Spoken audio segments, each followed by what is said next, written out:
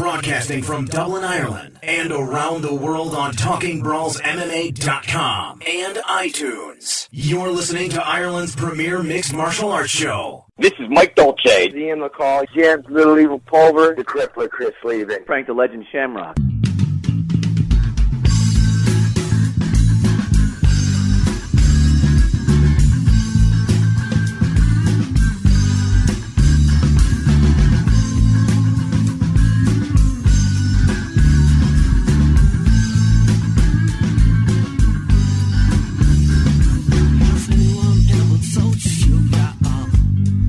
Buffer, your voice of the UFC Octagon. And now, we are live at Talking. And we are back to TalkingbrawlsMMA.com podcast with your host, as always, Niall McGrath. And back alongside me today after a bit of a hiatus and a hibernation, Andrew McGahon. Andrew, what's happening, man? Not too much. As you were making fun of my beard there a minute ago, we won't bring it up, but I wouldn't call it a hibernation, really. I was laying low, you know. I had a couple of tournaments coming up. I was just training twice a day, so getting ready. Obviously, yeah, a few days removed from UFC 179. Jose Aldo defending his featherweight crown against Chad Mendes in another decision victory, but one of the fight of the year candidates. If you know, I believe it was. Anyway, a lot of people, but a lot of argument with that. I thought it was an absolute cracking fight.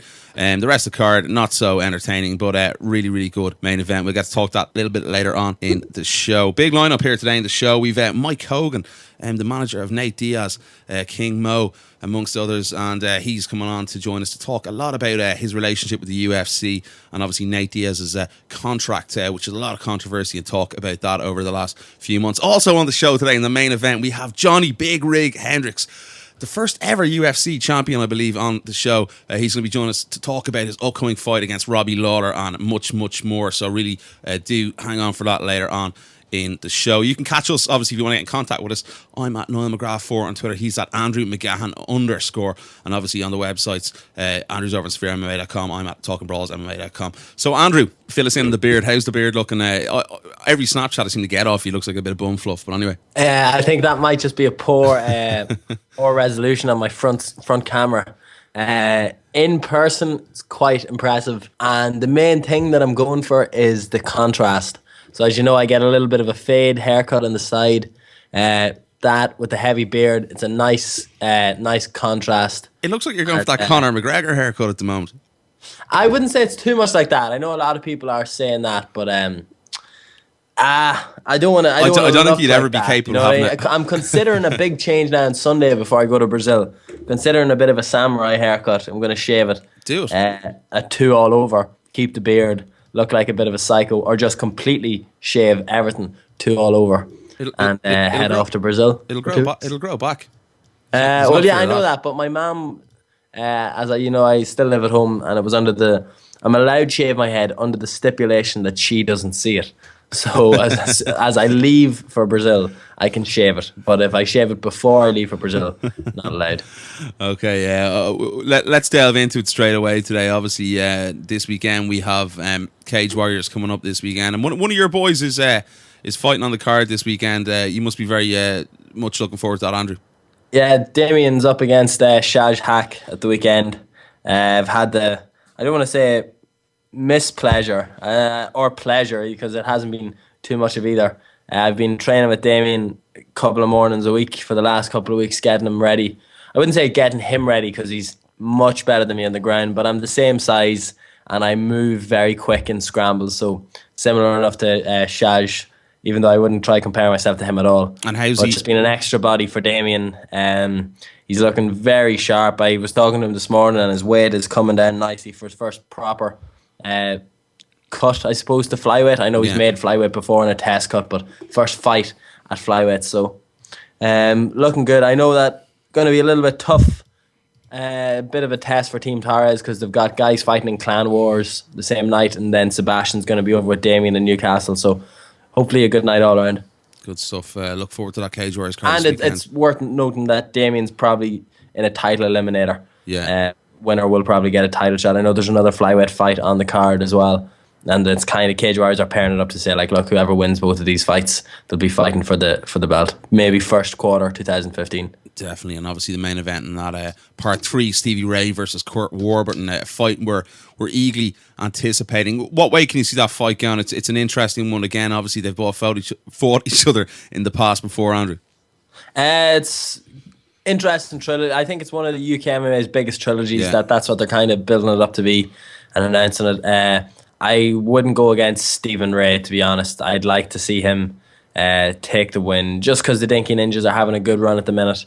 With Joanne coming to prominence, I think it's a good platform for those guys to be able to show themselves off, and maybe more people will take note. Oh, that guy's from Joanne Calderwood's gym, and then we'd see what would happen from it. Yeah, it's an interesting fight. Obviously, last time out, Courtburton felt as though he had more in the tank against Stevie Ray, and sort of let him off the hook. So it's going to be a really interesting one. But I'd go along with that as well. I think Stevie Ray might have too much speed and accuracy to take out Courtburton. But a really interesting fight, and that's obviously you can get that on.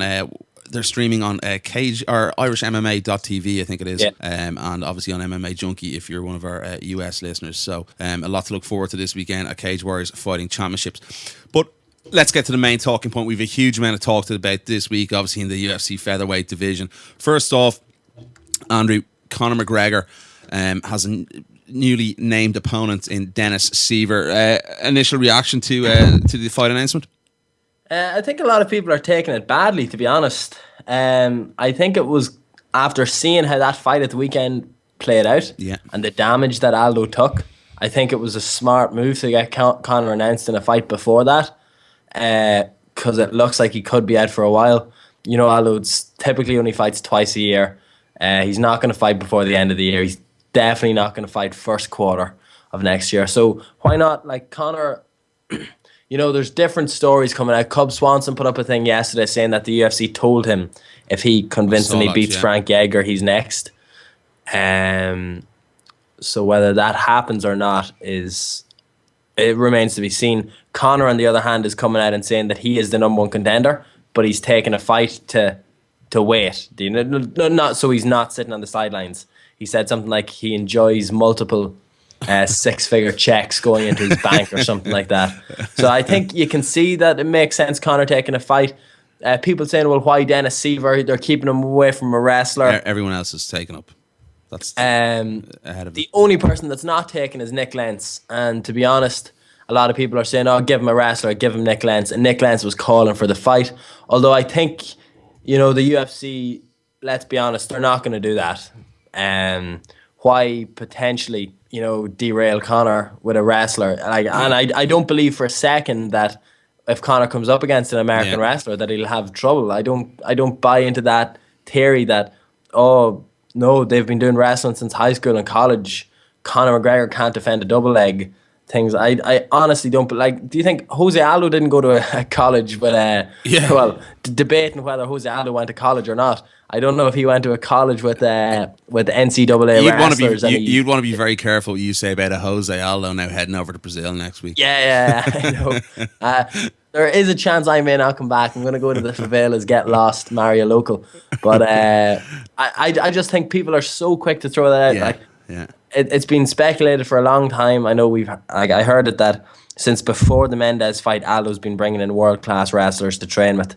And you saw, like, first round, I think it was, he was taken down by Aldo, or taken down by Mendes. How quick was he back up? That was what really impressed me the most about Aldo. And it kind of leads well for Conor, that you can see that no one's going to out-wrestle Aldo in that division. No one's going to be able to grind him out for 5 rounds. The only way someone's going to beat him, in my opinion, is striking, which kind of plays into Conor's favour. But, like, the Siver match, people are so quick to say, like, oh, Dennis Siver. It's actually the perfect match for Conor. He's flat-footed. His striking is good. He throws good stuff. But when you see the movement, the way Conor moves and how he throws strikes and his angles, I just think Siver's going to get lit up. His toughness could keep him in there maybe for a round or two, but it really depends on how clinical Conor is in his striking. Yeah, I completely agree. I think the reach is going to be a big advantage in the fight as well. I think Conor cuts the angles, and as you mentioned, Siver might be a bit flat-footed. He might look for that spinning back kick, but I don't see any problems for Conor in that fight. But I'd like to see Conor take a spinning back kick, to be honest. It's like, as you know, it's a pretty feared strike. It's dropped people. The Charles Rosa thing was hilarious when he threw it. It hit Rosa, and then Rosa just went down after acting like he was fine. I'd like to see how well Conor, like training with Johnny Dargan, who's taekwondo and does a lot of those spinning kicks. I think Conor could be okay for them, but it's the little test that you would want to see Conor McGregor take en route towards getting the title shot. Definitely. And see it now. Fair enough. We are going to miss out on Conor fighting a wrestler until maybe he gets the belt, but I suppose we'll cross that until we get there. No, I completely agree with you. It doesn't make sense for the UFC to go out and put him against a wrestler. At the end of the day, we need the UFC and mixed martial arts needs guys like Conor McGregor. There's not very many of them around at the moment, and I think people tend to forget a lot of the time. The UFC is a business and it is entertainment to a certain extent. They need the Chael Sonnens back. They've lost. They've obviously lost Chael. There's no guys really in the UFC anymore, bar Conor McGregor, who tell it how it is and speak their mind. We need guys like that. It's great to see. I agree, but it also would have made Conor look very good going into a fight for a title against Aldo if he dispatched a wrestler beforehand. But maybe the UFC aren't about taking those risks at the moment, like you say, when they need a needle mover. Yeah. It remains to be seen whether Conor can be that needle mover or not. I don't think the numbers are out for 178 just yet. So that's why they're kind of putting him in the. I saw a lot of talk online, which was pretty good indicator that if the Boston card does well, apparently there's a large number of Brazilian expatriates living in Massachusetts and Connecticut and the Boston area. Jack similar Encarnacio. to what we have in Dublin. Jack Encarnacio.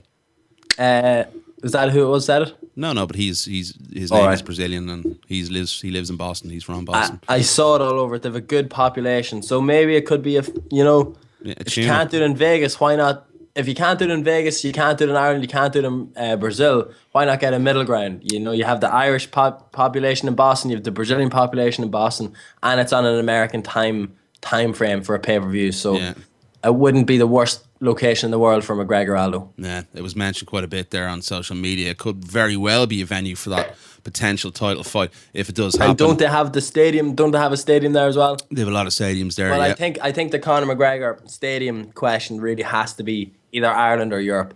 You couldn't do that sort of thing. If you look at the huge Brazilian community in Ireland. There's 26,000 Brazilians in Dublin. In Dublin alone, I think it's one of the biggest. I found that out because I was training jiu-jitsu in Dublin one day in George Santos's gym. Yeah, he's Brazilian, and he's a lot of Brazilians training with him. And he said they told me I think it might have been Rodrigo. He's the guy who takes the photos for us. Dublin is the cheapest place in Europe to learn English for a Brazilian. Like they have they have courses. Yeah, and it's the cheapest place. So. Yeah, I got a Brazilian girl's number there last week. So you've been waiting to say that all day.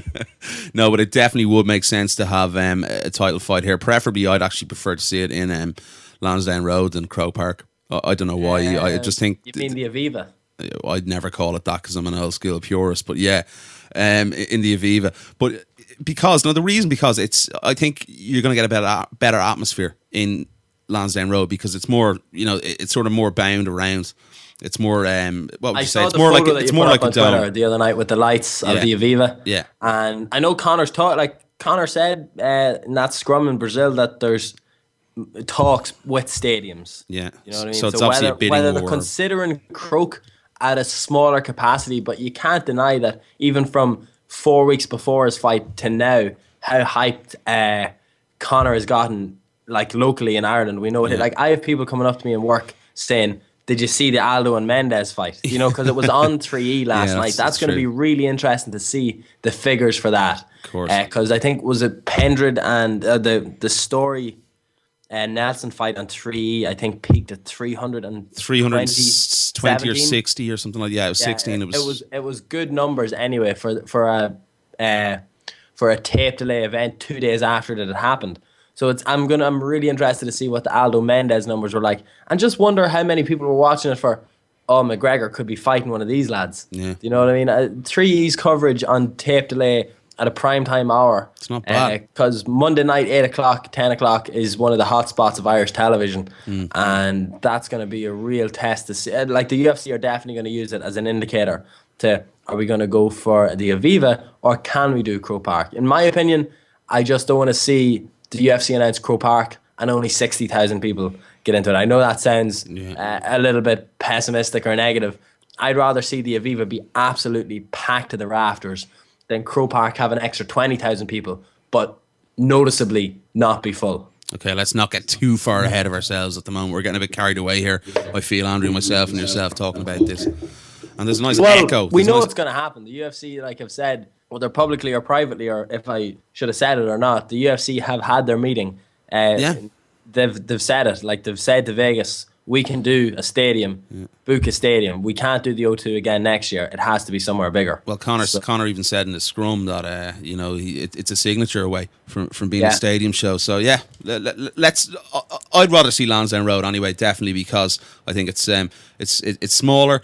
I think there's better atmosphere there because of the shape of the stadium, and I think obviously you'd sell it out easier than you would Croke Park. So that's my take on it. Okay, moving on, Andrew. Obviously going with that, the featherweight division at the moment, it is absolutely stacked. Like, there's so many fights happening now in the next few weeks. We've loads to look forward to while you're in Brazil. Are you gonna go to that Brazil card? Oh no, it's Mexico. Sorry, what am I talking about? Mexico, yeah. Terrible thing to say. However, I did check a flight when there was talk that Conor could have been replacing and fighting Diego. I did check a flight to see how far away I was, because I assumed Brazil and Mexico are pretty close, but it's actually a much longer flight than I. It would have been 8 hours. So. Yeah, it's something ridiculous. Yeah, but looking forward to that. But just before we get to it, after we go to the first interview of the day now in a second, just before we get to it, who did you have to win the fight on Saturday night? Was it Aldo or Mendes that you picked? I thought Aldo was going to win beforehand. I just thought that there was a little bit of pressure on him going into it. Yeah. Because Conor was kind of overshadowing the event, and he's the hot thing in the featherweight division at the minute. Yeah. So I thought Aldo really needed to go out, put a statement on it, and say, "Look, I'm still the champion here. I'm still the baddest man in this division. Why are you talking about this guy when I can fuck anybody up in the division?" Yeah. I think that was kind of his mindset going into it. I love his entrances. I love the way he just sprints down to the cage. He gets in straight away, and he fights. The only thing about that fight, though, I took from it was that Aldo seems that he needs to be annoyed before he can throw real venom. Like, he's always throwing powerful leg kicks. He's throwing good strikes. But you saw after both of the eye pokes or both of the fouls, he just came out trying to take Mendes' head off and landed and hurt him badly after those. It seemed like he needed to be annoyed before he could come out and really start to try and finish the fight. I thought he was incredibly flat-footed in the fight as well. Aldo, on a sense, there wasn't much movement from his feet at all, which sort of surprised me, and I think Conor does, cause him a lot of problems. But did you watch? Obviously, you watched it. The Q&A with Conor. That was fucking mental. Oh yeah, it was crazy. The Brazilians are very passionate. I think that's what Conor appreciates most about it. I know he did say, and I think it was embedded, that he definitely does want to fight in Brazil sometime in his career. Yeah, he did, and that would be definitely a cool place to go and watch a fight. Okay, let's get to the first interview of the day. Speaking of, I don't know what I'm talking about there. Mike Kogan, I caught up with Mike Kogan last week. Obviously, there was a lot of talk about Nate Diaz's contract, and obviously Mike being Nate's manager, pretty outspoken guy. You've probably heard Mike before if you listen to possibly the Sherdog Radio Network. He's on there quite a lot. A bit of a crazy dude and likes to speak his mind. So he got into some very detailed, and it's an interview you really don't want to miss. There's a lot of talk about Bjorn Rebney as well, and we'll talk about that when we get back. So check out the interview, and we'll be back to talk about UFC 179. Hello, this is Johny Hendricks, welterweight UFC champion. You're listening to Talkingbrawls. Delighted to welcome on to Talkingbrawls MMA.com podcast. One of the best, one of the most highly known managers in the game of mixed martial arts, Mike Kogan, manager to the likes of Nate Diaz, Jason High, King Mo, among others. First of all, Mike, do appreciate taking the time out. How are you, my friend? I'm good. Thanks for having me. Brilliant. First question I always ask mixed martial arts managers, how did you land yourself in this game, in this cutthroat industry? Hoist Gracie. Hoist Gracie was the man that got you in. Hoist Gracie. I started managing him almost 15 years ago. Wow. And he kind of got me into it.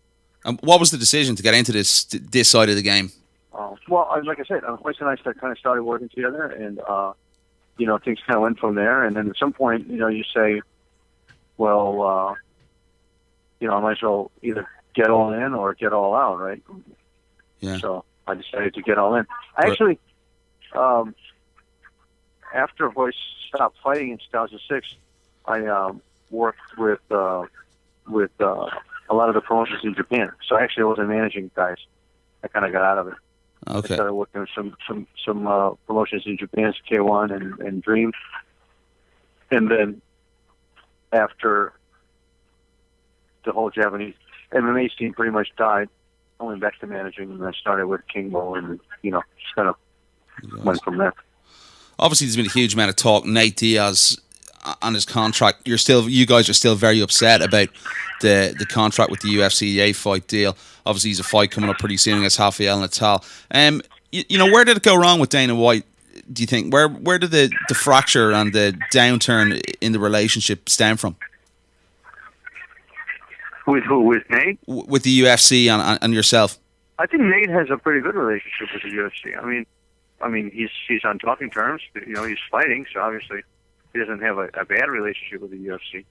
I think Nate's relationship is fine. There's a difference between not having a relationship or having a screwed up relationship versus just having disagreements or not agreeing on certain things. And that was the case with Nate. I mean, he has, like I said, his relationship with the UFC is fine. He just had some disagreements. My relationship with the UFC is not fine because I'm not Nate Diaz, so it's easy to just, brush me off to the side and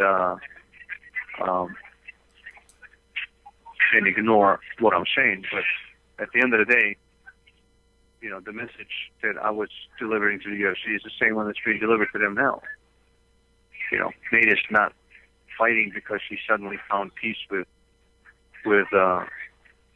his old contract, or he doesn't feel like what he was saying in the past, or the dispute that we had in the past that was valid. Yeah. He's just fighting because he has to fight. I mean, at some point you have to go back to fighting, and earn a living.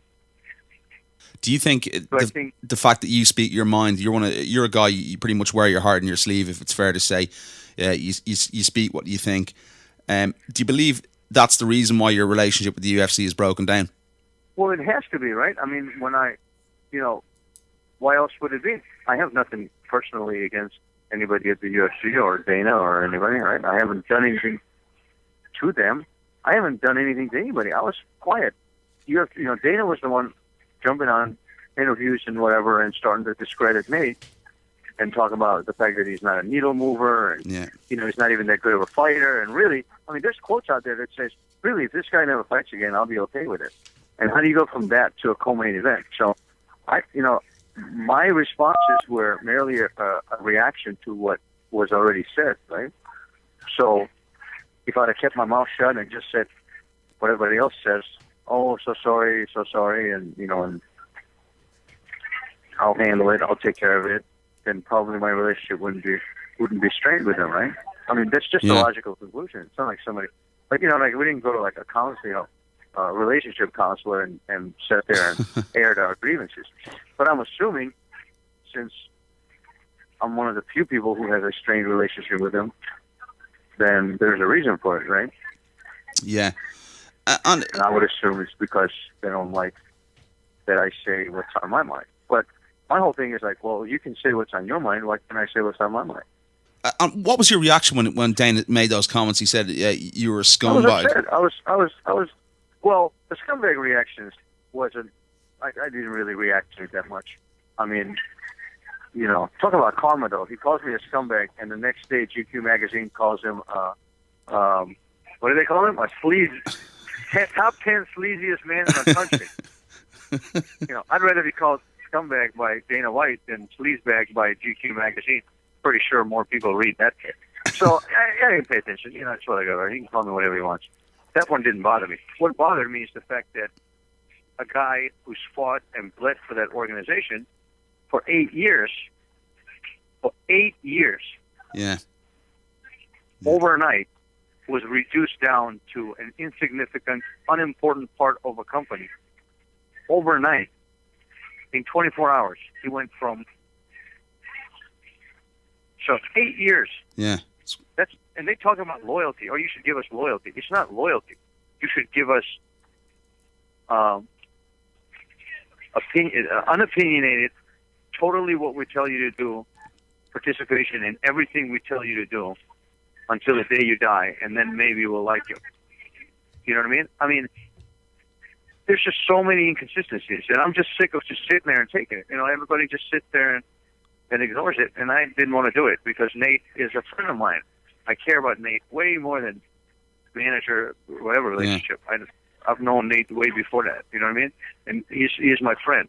He's you know, and when you talk bad about my friends in public, I'm going to stand. I'm going to say something. I'm not going to be quiet. I don't give a damn who you are. Yeah. I'm okay with the President of the United States. It makes no difference to me. So that's what upset me. It's not what he said about me that upset me. I don't give a shit about that. I laughed that off.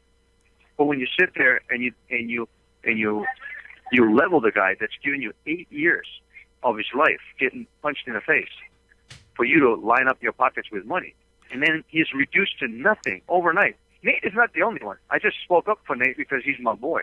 Speaking of your countryman, Conor McGregor, biggest thing since sliced bread, bigger than GSP and Brock Lesnar. How can you make that statement from a guy? Conor McGregor's a great fighter. I don't want Irish people pissed at me, but he's only fought in 3 events, one of them being a pay-per-view, and he wasn't even a headliner.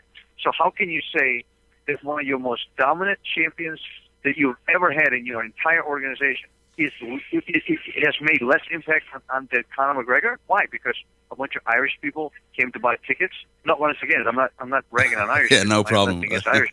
But you know, the guy sells one arena out in Ireland, and all of a sudden he's the bigger. And then you fly over to Montreal to have lunch with GSP. If I was GSP, I'd be like, "Why are you guys coming here? You already have the next big thing. It's Conor McGregor, bigger than me and Lesnar. So what are you doing here?" You know what I mean? Like it's annoying. Now I don't care about comments made about other fighters, but when you talk about Nate, yeah. So that's what I cared about. I cared about that way more than what he said about me. When did the consequences of what me saying this stuff to you right now might hold in the future. I don't give a damn about that either. Yeah. And what happens is, see, the dangerous thing is, the more people start feeling like me, that's when this whole thing starts to crumble. Because when you push people to the point where they don't care anymore, then what? Then what happens? Yeah. How do you control them? When you use intimidation and muscle to control people, and then at some point they just go, I don't give a damn. You ain't got nothing on me, so there's nothing you can do to me. What happens then? Definitely. That's the $1 million question. Get back to that. We'll get back to that in a second. I want to mention that when I talk to you about Scott Coker in a few minutes' time. I just want to. When exactly did the relationship, deteriorate to the point where you obviously can't talk to Dana White and the guys in the UFC at the moment? Well, he just kind of slowly started deteriorating. I think he just went from, just hey, let's talk. No, we don't want to talk. To hey, let's talk. Yeah. And then it just kind of went from there down, and then Dana made comments, and I made comments. And then I think at some point, what happened is that the UFC felt like I'm somehow holding Nate back from fighting. Like I have this unbelievable power over a man to just hold him in his house, not competing, to prove a point. You know what I mean? And I think once they kind of felt that that's what's going on, then I became like, target numero uno. And it couldn't be further from the truth. I don't want Nate sitting at home not fighting. He doesn't want to sit at home and not fight. But when you make certain promises and then you don't want to hold up to them, what other choice do you have but to go, well, this is not right, so we're just going to sit and wait. Maybe you'll change your mind. Maybe something will happen. Do you think the UFC are trying to, push a wedge between yourself and Nate Diaz? Well, they already did. I don't represent Nate Diaz when it comes to the UFC. They don't call me. They don't ask me. There's another guy. The guys who are representing Nick right now, they're the ones that they talk to. Okay. But yeah, they already drove the wedge. Actually. So now what do you do for Nate Diaz? Is it sponsorships and that side of the business side? I do everything I used to do for him, just minus talking to the UFC, which is fine because that never got me anywhere. Never got anybody anywhere anyway. So Do you think if you weren't his manager, the deal would have been different? Was the relationship already damaged enough at that stage to have an influence on that? No, my relationship wasn't damaged with anybody until they started talking crap about him, and I started talking crap about it. Yeah. I didn't have it damaged. I had a perfect. I had a fine relationship with him.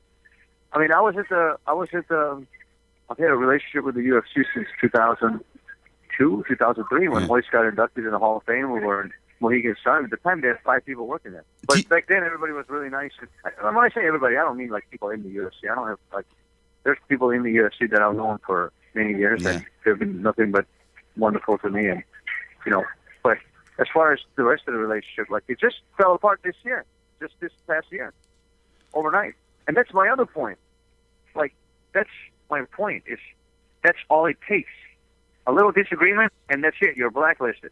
A little opinion, and then you're blacklisted. Like John Jones better pray to God he keeps winning and knocks people out, because the moment he stops, they'll wipe him off planet Earth too. Remember, they were buying him cars and doing all kinds of shit, and then he didn't want to fight Chael on a week's notice, and all of a sudden they're like, this guy is a paper champion. He sucks, and he's just terrible. And, this whatever. Do you think in some cases you're loyal to a point of flaw nearly because you back your guys up so much? It's my downfall, yes. It affects my business, yes. I mean, let's break it down. Let's call a spade, so to speak. I'm in a management business. The UFC is the largest mixed martial arts organization in the world, and I couldn't sign Anderson Silva to the UFC if I wanted to, because they don't want to talk to me, and they don't like me. I'm blacklisted. So, and all of my own making, right? I mean, I'm the one who, I could have just sat back and been quiet, or, apologized and danced on my 2 back feet like everybody else does. And it's not. I wouldn't call it a flaw. It is my downfall. Yes. Yeah. But it's a conscious decision. Like it's not an accident. You know what I mean? Like I don't say stuff and then go, oh my goodness, let me come out there and apologize. No. Once it's out of my mouth, it's out of my mouth. I meant to say it, and I don't care. That's fine. A lot of the conversations, the dialogue between yourself and the UFC has come through the media. Would you prefer if everything, had it been done under wraps and Absolutely. The only reason you and I are talking right now because this thing got out into the media and became public. And the only reason it became public is because they went after Nate and started attacking him and saying he's afraid to fight this guy and afraid to fight that guy and he doesn't move needles and he's insignificant. Everything that came from our side was a reaction or a response. You never heard anybody. I mean, you never heard there was an issue until they came out and said there was that he was afraid to fight Khabib Nurmagomedov and everybody's afraid to fight him. And then all of a sudden this whole thing started, and slowly more and more information started coming out. Right? But we've had this problem for 2-3 months before that even happened. You know what I mean? Because he never said, I don't want to fight Khabib. He just said, I want to fight him for my contract. Pay me more money and I'll go fight whoever you want me to fight, which is what he's been doing all along. You know what I mean? And then when this kind of stuff comes out, it's embarrassing because this guy has never turned down anybody in 8 years. He's fought everybody that they've put in front of him. The murderer's row. Everybody. There's one thing you cannot accuse Nate Diaz of, and that's dodging a fight or running from a fight. So, would I liked it not to be public? Yes, of course. But I didn't make it public. And how derogatory was the deal towards a guy like Nate Diaz, a guy who's got 11 bonuses in his UFC career? How bad was the offer and the deal that you signed? It wasn't a matter of bad. It was a matter of, and that part, even to this day, nobody actually knows. When I say promises were made and things were done, nobody really knows what happened except for the people that were involved, and nobody will know. So, because that part really is nobody's business. I mean, the people that need to know, they know. Yeah. Let's just leave it at that. And looking at a guy like Nate Diaz, as I mentioned there, do you almost feel as if, guy I mentioned, he's got 11 bonuses in his UFC career. Do you feel as though, I don't know if it's a silly question, the deal that obviously Nate wasn't happy with and yourself, do you think that they were nearly sort of going, he's going to win a bonus, we're not going to offer him a good deal? They didn't want to, cough up a bigger deal. Or performance bonuses. Yeah. I mean, you actually have to, when you have a submission of the night, that means you, worked your butt off and actually submitted somebody in a fight. and got people excited. You know what I mean? So, like these bonuses that everybody acts like it's this big deal, it's not. It's called a performance bonus. You have to do something for it. You know what I mean? Yeah. If the first place has a prize and you get it, and then they're like, "What are you talking about? We gave you the prize." Yeah, I had to win the thing to get it. You know what I mean? Like. And looking at, you mentioned there are guys like company guys. There's two types of guys I think in the UFC. There's the company guy, and then there's your other fighter. Anyone who does things that are good to the company, take the fights on short notice, fighting a regular basis. They seem to be better looked after. If I think it's fair to say, what's your perception of a guy like sort of Donald Cerrone, a guy who he takes fights every other 2 months, and compared to the regular fighter like Nate Diaz. Okay, so Donald Cerrone takes fights every other month because he wants to fight every other month. You know what I mean? Donald Cerrone chooses to fight. I mean, he could say, no, I can't take this fight right now. You know what I mean? And most of the time, he's the one pushing for the fight. He wants to fight, so God bless him, let him fight. What I don't like about what Donald Cerrone does is when he comes out and starts speaking, implying that other fighters are somehow, inferior or stupid because they're not on the same, I want to fight every 2 months the way he does. You know what I mean? Yeah. Like, that's what a company man does. When he comes out and he just says stuff that if you listen to it, you're like, really? Really? Like, you're going to fault a fighter for wanting more money? Like, you want to fight every other month? No problem, but wouldn't you rather make double than what you make now? Which is what you should be making anyway? Do you understand what I'm saying? Yeah, no, 100%. Like, that's the part that's always like, it's amazing how it's set up. It's like everything is like a gift over there. Oh, we gave them a discretionary bonus. Pay the guys what they're worth, and you don't have to worry about discretionary bonus. Do you know what a discretionary bonus is? Keep your mouth shut and be on a good behavior, or that discretionary bonus will not come. Yeah. Right? So it's portrayed as if it's this holier than grail generosity. It isn't. It's a way to control fighters. Because if you talk with too much shit, then your discretionary bonuses start to shrink and get smaller and smaller. Is the UFC pay structure? I've talked to Ken Shamrock here on the show in the past, and he's been very critical of the UFC pay structure. Is it completely as bad and as ridiculous as people make it out to be from the top level guys like obviously John Jones, GSP, all greatest respect to James Krause's of this world? I realise he had problems recently with getting corner men over to events and things like that. Well, here's the thing: UFC's pay structure is, and these are obviously all my opinions. I mean, I don't know. I don't hold the answers to everything. But this is just my opinion. UFC's pay structures aren't actually horrible if you look at them as a promoter-run combat sport, right? Like boxing or whatever, right? I mean, like in boxing, not everybody's making gazillions of dollars. You know what I mean? There are guys that headline cards on ESPN that make $40,000 a fight. Yeah. You know what I mean? And there are guys that are doing 4-rounders for $500, $600. Mm. The difference is those guys can go from promoter to promoter to promoter, and find jobs. Like, you know what I mean? If they upset one guy, they can just go, hey, this guy's not paying me enough. Oh, that guy's going to give me, $1,000 a round. I'm going to go fight on that card too. You know what I mean? And they're a little free to move around, right? With the UFC, you lock down 18 months. You can't go anywhere. You have to fight for them only for them. If you lose 2 in a row or whatever, you're done with. There's no way for you to rebuild yourself as you would in boxing, right? In boxing, you just go, you know what, I'm going to take less pay but fight an easier opponent and just kind of pad my record a little bit so I can go back to fighting. You have a lot more flexibility, right? In the UFC, you don't have it.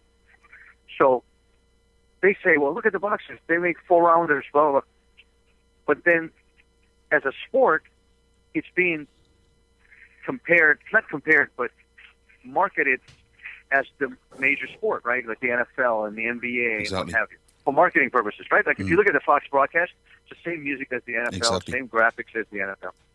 So when it suits them, they point to boxing. Oh, look at boxing. Those guys don't make any money. Our guys make tons of money. When the marketing strategy comes, they point to the NFL. Well, in NFL, an athlete pays 55% of the gross revenues, right? Yeah. And that's not the same in the UFC. The UFC, it's at best 20%, at best. Wow. And then they go, well, we have staff and we have employees and we have this. And they go, we pay for production.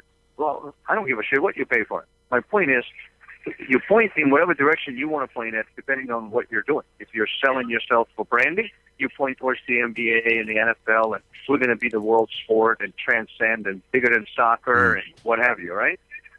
And then when people say, well, shouldn't we get paid like they do? Not. When people say, well, NFL contracts are bigger, so of course they get paid more. I'm just talking about percentages of gross revenue. Yeah. So if UFC grosses $500 million a year, then 260 or 270 million of it should go to the athletes, right? Yeah. Yeah. And not executives flying around on private jets at $25,000 in each one direction. They can hop on a Southwest flight for $500. Yeah. Or first class on United, whatever, however they want to fly.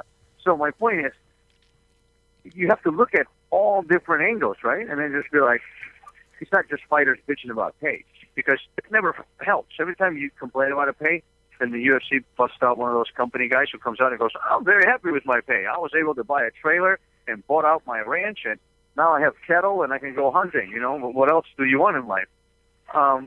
Do you think saying that? And then watch this. So watch this. Here's another thing. Nobody talks about this. So UFC decided they want to go to Florida to do events, right? So they go to Orlando and they put on an event, and all of a sudden the commission starts to report all kinds of revenues. License fee, this much, ticket sales, this much, and sponsorship, this much. And even though those figures were kind of made up, I'm sure that they didn't disclose their Fox contract and real pay. But even with the made-up figures, that event grossed about $5.5 million.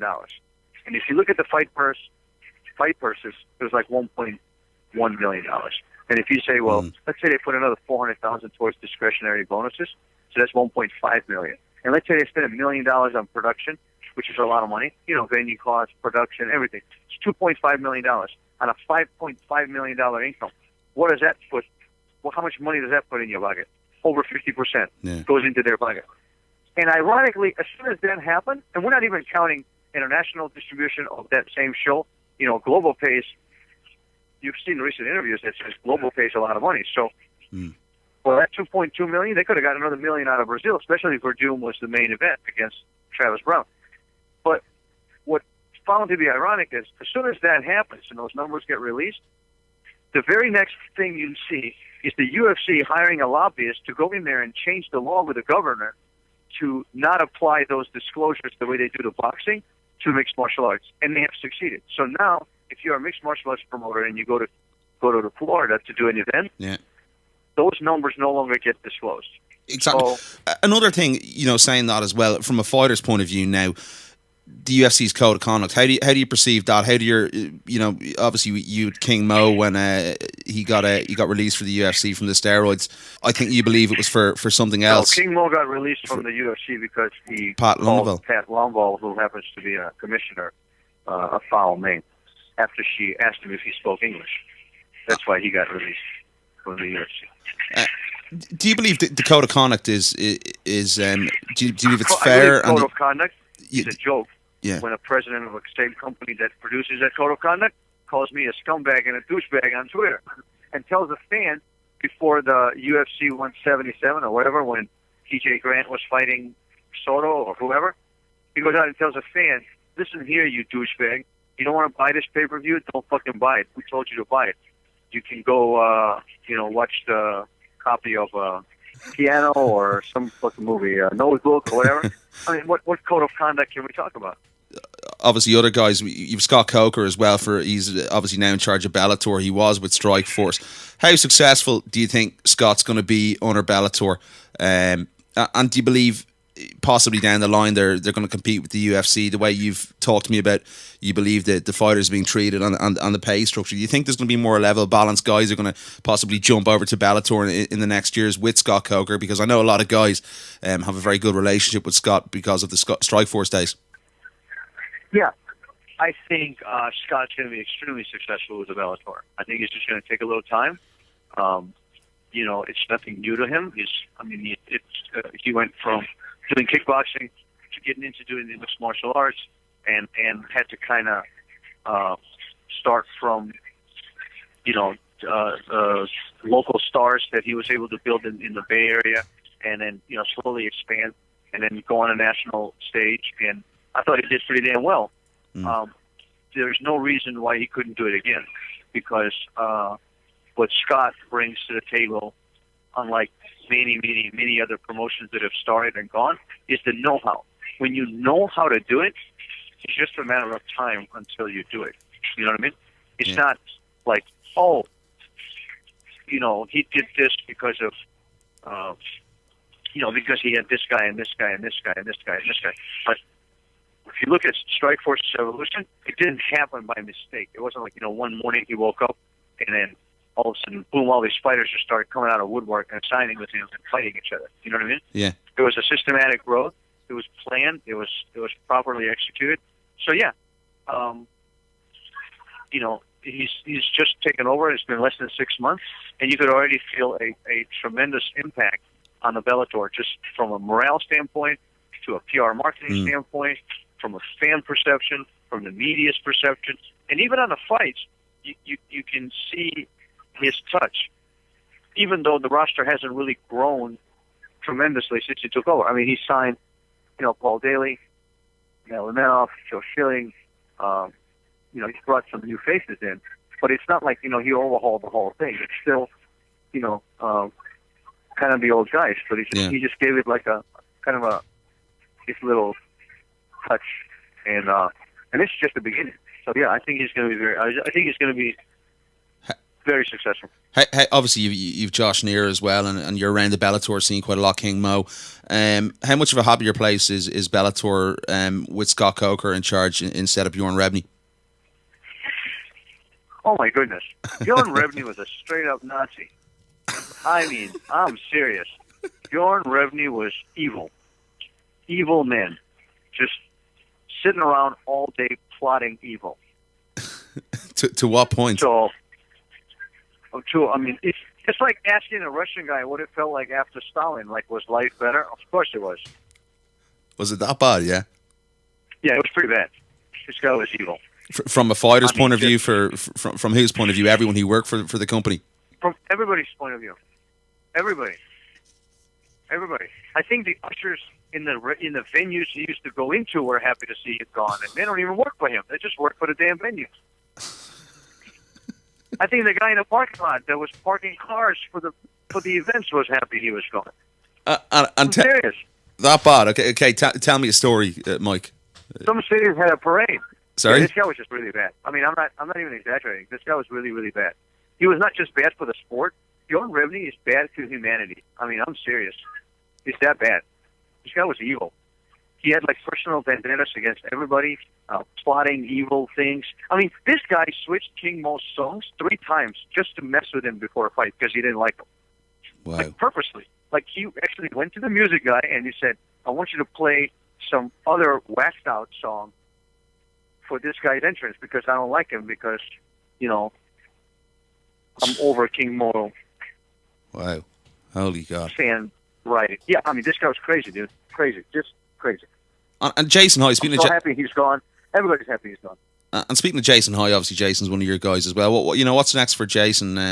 Obviously, we can go back to Code of Conduct for him being released by the UFC. How did you perceive that, and what's going to come for Jason in the coming months? Yeah, I think Jason High just really got railroaded. I mean, I get it, like he touched the ref, and that's a no-no, but my goodness, I mean, the punishment he got was suspension for a year. Which means for a year, this guy cannot earn a living. And in addition to that, he gets fired from the UFC, all for pushing a ref. I mean, not pushing a ref. He just kind of like, and I'm not condoning what he did. He's not condoning what he did. But my goodness, you would think, he pulled out a .45 Magnum and blew the guy's brain out in the middle of a cage. He really got the shit end of it. Jason High has always been, like, he's just really traveled the hard road all his life. Really has. Like, I really feel bad. Like, if anybody deserves a break, it was him. And he actually kind of finally, like, got to the point where, his pay was starting to get decent, and then, he dropped to a 55, He was offered, a big opportunity to fight Santos, and it looked like things were going to look for him. And then talking about falling from the heights, and then he just went crashing down.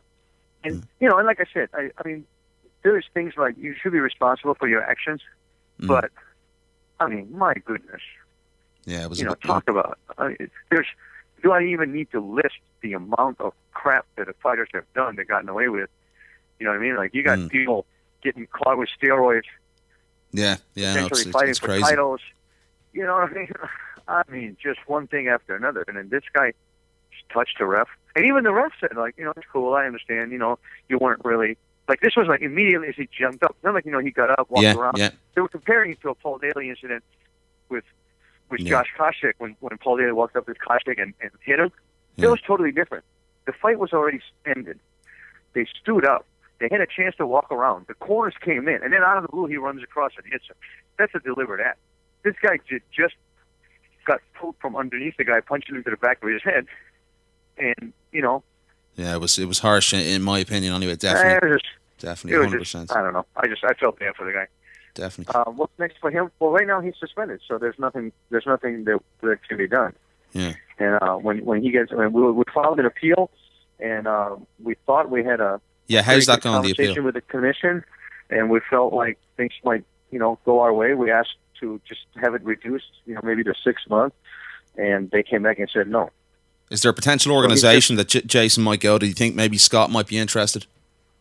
Yeah, Scott already said he was interested because, Jason used to fight for Scott in Strikeforce. In Strikeforce. So yeah, he was interested. But right now, there's nothing you can do because Jason's suspended. Yeah. Unfortunate circumstance. Just a couple of more questions before I let you go. You've been very gracious with your time. Do appreciate it. Looking at the whole situation with yourself and the UFC and the. Do you think what Dana White has said about you in the media and the way your relationship has just deteriorated? Do you think that it's been detrimental to your business and your profession as a mixed martial arts manager? Oh, absolutely. It's detrimental. Of course. It's like being able to sign. It's like there's basically right now 2 major players in the U.S. Right? You have UFC and Bellator, and one of them is saying, if you basically would hate this guy, which the message is, if you sign with this guy, you're not going to end up in the UFC. So is it detrimental? Absolutely. 100%. Do I care? No. And you're still going to speak your mind?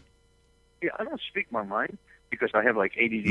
I speak my mind because it's just my personality. I speak my mind. I'm a grown man. I'm 40 years old. I'm not a kid. You know what I mean? I'm not going to be afraid to speak my mind. In the United States. Maybe if I lived in China, I would be afraid. But in the U.S., I'm not afraid to speak my mind. You know what I mean? It's because I'm not making stuff up. I'm not fabricating stories. I'm not, defaming anybody. I'm not being malicious in saying things that are untrue. I am merely pointing out things that everybody knows, that everybody talks about behind closed doors and when they're all together or when they have a little too much to drink. And then as soon as, as soon as the lights are on, so to speak, everybody freaks out and just starts feeling like it's not happening. And I'm just not that guy. I've never been that guy. I mean, I've been like this since I was a kid. Maybe it's a flaw. Maybe it's just my kryptonite. I don't know. But it is what it is, and it's not going to change. And Mike, so what I say and how it affects my life, that's my decision. That's the only people that can talk about that or affect my judgment is my family. My wife and my kid, because it affects them directly, right? Yeah. And my wife has been very supportive, and she says, "Hey, you know what? This is how you are. That's just how you are." Now, the other people that can be affected by it are the guys that I represent, and I have made it very clear to every single one of them that if you ever in a position where you have a chance to go to the UFC or the UFC calls you or something happens, and because of me, you are somehow being held back, leave and go sign wherever you want to go sign. I have, I think, 22 guys that I manage. I do not have a contract with a single one of them. Every single one of them is on a handshake. Everyone. I've worked with Hoist for 15 years.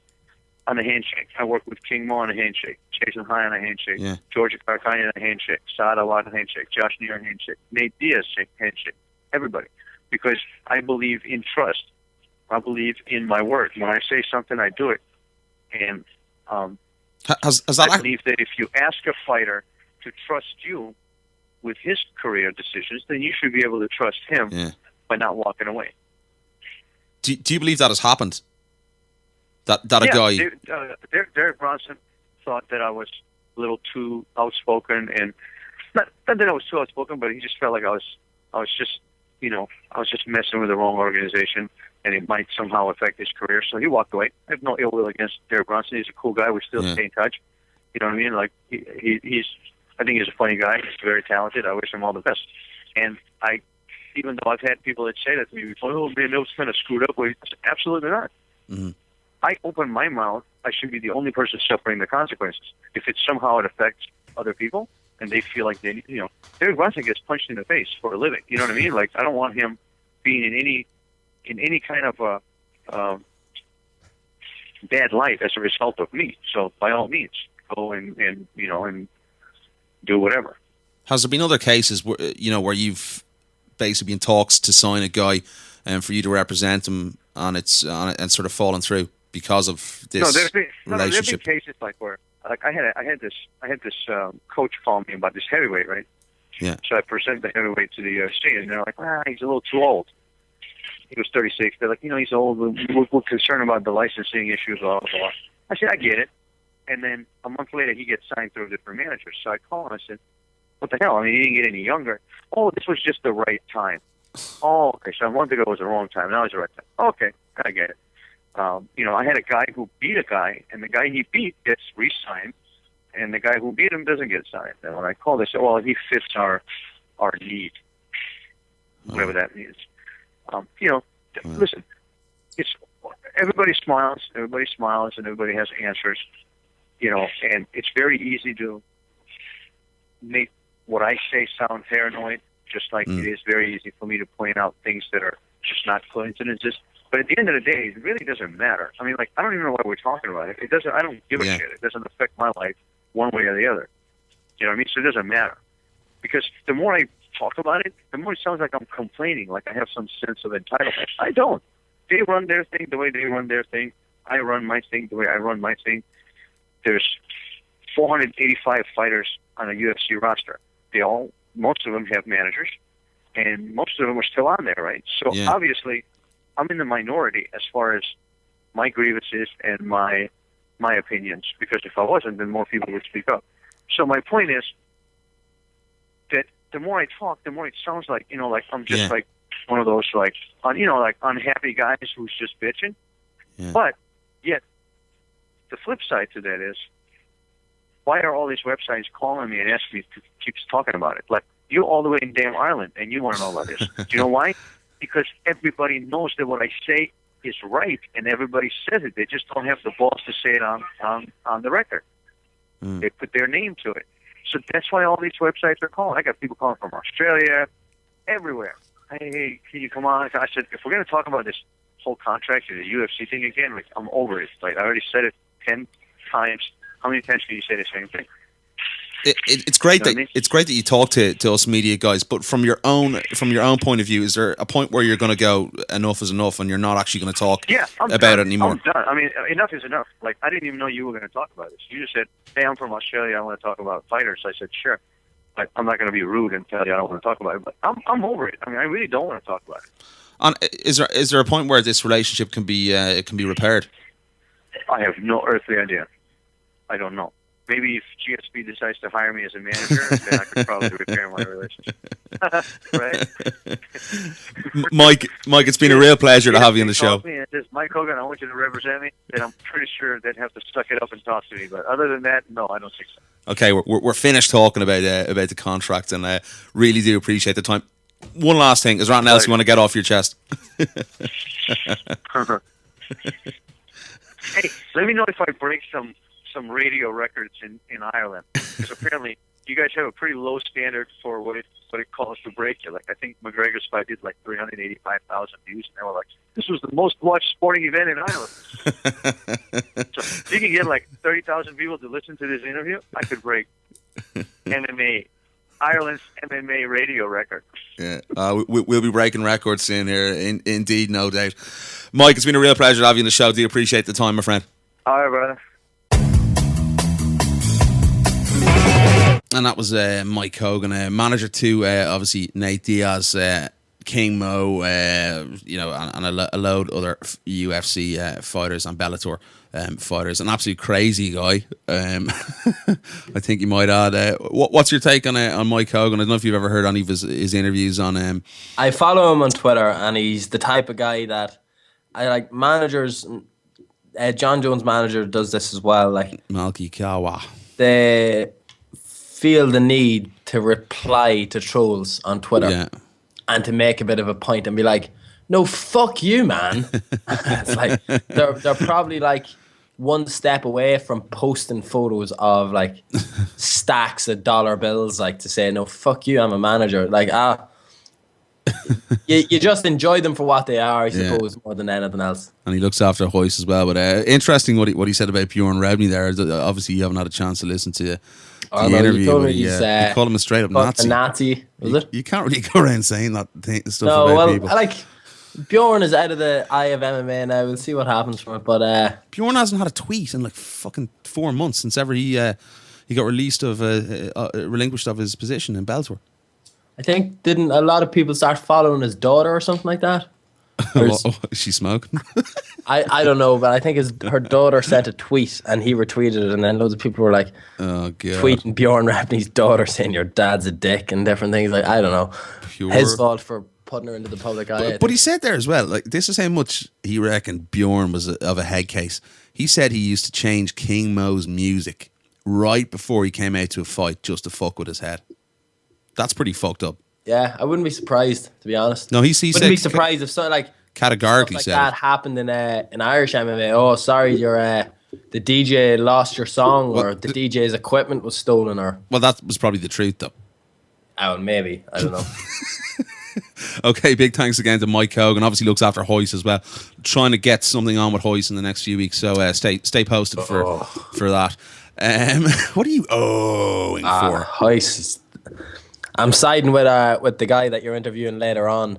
Hoist is like, talk about a guy like you just hear like all the stuff about some of the best jiu-jitsu seminars in the world are like the guys who are the best brown belts in the world, or best like up and coming black belt competitors. And then you have guys like Hoist Gracie that charge ridiculous amounts of money for armbar, triangle seminars and really basic jiu-jitsu seminars, but with maybe a detail or two that no one knew and stuff like that. And then you take pictures and stuff. It's just, in the jiu-jitsu world, like Hoist Gracie and the Gracies in general, with the exception of Cronin, Hickson, and maybe Henner, who I like, they're all very, closed circle, charge a lot for seminars. This is the Gracie way. This is the right way. And then if you need any sort of proof that Hoist is just a money-grabbing guy, he's like, fought in the UFC, was the guy at the UFC, blah, blah, blah, UFC #1 champion multiple time. His family made the UFC. Bellator. And now I'm the official Bellator ambassador. Why? Money. That's why. Money makes the world go round, Andrew, in fairness, but I do agree with you. It probably is the case. But we'll talk about that later on next week anyway, because the UFC's birthday is coming up again soon. So my birthday is coming up as well, Niall. I couldn't give it. This Friday, 4 days. I'll text you, Andrew. Excellent, thank you. Excellent. Okay, obviously we're going to talk about UFC 179 a little bit more detail. Obviously starting with the main event, we touched on it there just before we went to the Mike Kogan interview. Jose Aldo versus Chad Mendes. Jose obviously retaining his featherweight crown by unanimous decision. Any problems with the scorecards? A few people were tweeting around saying Mendes won it. I didn't see that personally myself. That was a comfortable victory for Jose. It wasn't raised. I wouldn't say it was a robbery, but you in a different place on 3 different judges, maybe three people could have given it 3-2 to Mendes. Yeah. Do you know what I mean? If it had been in Sacramento or something like that, maybe the crowd influences judges, maybe different things. Like my opinion is judges should not be in the arena, watch it on a monitor with no sound. But that's just that's great. That's a great idea, McGahn. There you go. Very good idea. I like that one. Stolen it from somewhere. I don't know who, but I definitely remember hearing it a while ago. But I just think that'd be a good idea. But definitely. I'd have no massive problems with it. What I would like to see, like, unfortunately, he's dropped 2 to Aldo now. Whether Aldo moves up or not, like Chad Mendes could be a guy that could win the belt in that division and hold the belt in that division, and he's just, it's the Misha Tate effect of being a really, really, really good mixed martial artist, but Jose Aldo's just better than you, and Ronda Rousey's just better than Misha. Yeah. No, I agree. Like I had a theory going into last weekend that Jose might have relinquished his belt. That didn't actually happen. And I do. I think his future does lie at lightweight. I think it's bad for them as well because Team Alpha Male just can't shake that curse. They can't. Like, I think if they win 1 belt, like they could win 3. You know what I mean? Benavidez could get the momentum and get the win, and then they have the one. TJ. They have Dillashaw. Yeah, sorry, they have Dillashaw. So maybe. They just haven't kicked on. That's that theory gone out the window anyway. Yeah, but they haven't kicked on. But you just look at it and you go, I completely agree with what you said. It's like Misha Tate in the women's bantamweight division. There's just a guy that's better than you, and you're not going to be able to beat him. But we'll see very soon next summer. And I think there is guys that trouble Jose Aldo. I do think Cub Swanson would trouble him a little bit more. I think Conor does give him a huge amount of problems on the feet. I just looking at the fight, and there was just very little movement on his fight. He was just straight at Chad the whole time. Chad really should have tried to take the fight to the ground more. I just don't know why he stood with him the whole 5 rounds, and he got one takedown in the fight. I think it was. But the one thing that Conor would take from that, I did see it on Twitter. I think it was retweeted. I can't remember who said it. Conor must be delighted after watching that fight because Aldo took a lot of uppercuts from Mendes, and that is pretty much McGregor's money shot. Yeah, he absolutely loves them. He throws them so well. I think that something like that is going to be a massive bonus that Conor would take from it. Definitely, and I think the angles that he cuts as well, because I was just surprised at how flat-footed Aldo looked, and he didn't look. I forgot to say he didn't look particularly fast either. He didn't look as fast as he normally does. The pop of a lot of his kicks, I thought he still had the speed. I think, as I said, when he was throwing it on, when he was really going for the kill, he was just swinging and landing in great exchanges. And I think the fact that maybe he didn't look so fast was because of how quick Mendes was moving as well. Possibly, so it was kind of like the speed may have just cancelled each other out. Yeah. No, good point, McGahn. Sorry, you're about to say something else there. Yeah, I was talking with Jordan Breen from Sherdog last week, and he said, why are people thinking that Conor McGregor was being insulting when he said, I'd rest my balls on your forehead? What he meant was, Chad said, do you know what wrestling is? Conor said, yeah, I'd rest my balls on your forehead, aka he would sprawl and his balls would be on his forehead while he was sprawling. Jordan Breen has a take into everything because he knows MMA and mixed martial arts inside out. I can't believe no one, like after hearing him say that, I was just thinking, fuck's sake, yeah, you're dead right. McGahon. Phil Davis, Glover Texera, a good win for Phil. Not the most exciting fights. I don't think the rest of the card was in the world. Phil Davis calling out Anderson Silva. Interesting stuff. But you have the one thing, right? I know he's a fight coming up against Nate Diaz, but listen, you need more guys like that. And I give him fucking props for doing it in Brazil. Fair play to him. There's too many guys. The usual cliched feckin' post-fight interview. I'll do whatever the UFC want me to do. You need guys like that. Fair play to Phil Davis. I agree, but you need guys who need to be able to do it. Like, how or when has there ever been a main event where both the winner and the loser call out the same person? Yeah. You know what I mean? Okay, we'll backtrack a bit. That's how you do it. Phil Davis was like, hey guys, I'm the Brazilian killer. Oh, no shit. No, I'm a Christian. I don't kill people. LOL. I guess I'm the Brazilian hurter. Haha. I've beaten Brazilians, but maybe I could, I'm a Christian fight. The best one, LOL, Anderson Silva, please. And then it was just like, No reaction. Yeah, it was very no quiet. cheer. Like, if you're gonna call someone out, you need to go full heel. You need to say something like, Anderson Silva is coming back. He wouldn't be able to take me light heavyweight. I'm one of the best light heavyweights, blah, blah, blah. I'd fuck him up in Brazil. You need to do that. You know what I mean? Yeah. Fair enough, called someone out, but called someone out with a bit of menace and authority instead of, I'd saying, I'd really like to test myself against Anderson Silva because I've beaten a couple of Brazilians. Thanks very much. Praise God. Praise the Lord. That's not going to, fair enough. He called someone out and he didn't do the usual, but it's still not nothing that makes me want to be like, I would like to see that fight. No, I wouldn't. No, Anderson I wouldn't. would massacre him. Yeah, I know. That's the only reason I'd like to see it. I'm much more interested in seeing Diaz and Anderson because I know Diaz is going to try get in his head. Okay, well, we're going to talk about it obviously in huge more detail next year, but just while we're here, who wins that fight? I don't know. I'm going to put it out there. I think Nick Diaz is going to beat him. So do I. I think Nick Diaz is going to finish him. I don't know. I honestly don't know. I think it's going to be one of the fights of the year. I hope the injury bug does not crawl through into 2015 and it gets scuppered. That would be the worst. But I don't want to make any calls on it until we're closer to the time, because then we know it's going to happen. Yeah, I completely agree. Just backtrack a little bit. Obviously, Jose Aldo and Chad Mendes both called out Conor McGregor. Fascinating stuff. I was going, what the fuck, watching it here. But they obviously, we know Jose fight is more than likely going to happen if Conor does beat Dennis Siver in February, January, should I say.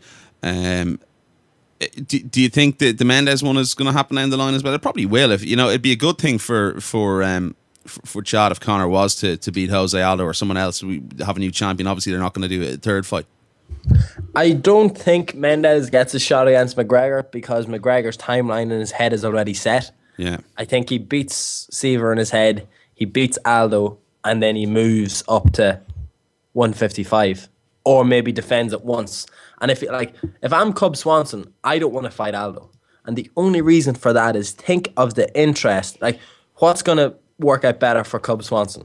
Okay? Conor McGregor. Does he fight Jose Aldo, who generally doesn't draw on pay-per-view, who isn't a great marketing guy, who won't really sell a fight? Or do you fight Conor McGregor, who's coming off potentially beating Aldo in a stadium or in Vegas, and then you're going to be fighting McGregor in the biggest European event of all time? If I'm Cub Swanson, I put Frankie Edgar away and I shut up and I go on holidays and I wait for McGregor and Aldo to settle out. Fair enough. If Aldo wins, you take that fight and you go after the belt. If McGregor wins, you get to Twitter straight away and call him a piece of shit. You say, I'm going to come to Dublin, stomp his ass and take the belt off him. Exactly. If I'm Cub Swanson, that's what I do. You look at the money he could make. He'd be main event. Definitely. If it happens in the States, pay-per-view points as well. So many reasons for Cub Swanson to sit on the side and just let Conor take that fight. And another interesting point to throw in there as well is the fact that Jose Aldo said that last night. He said, let's do this, Conor McGregor. We can both sell this fight. And Jose does really seem to be up for this fight. So obviously, if that fight was to play out first, it makes more sense for Cub to even to sit out and wait longer. One thing I did think was most interesting is that Conor has been very respectful of Frankie Edgar. I don't think he's actually said a bad word about Frankie Edgar. He said he should be a 135er.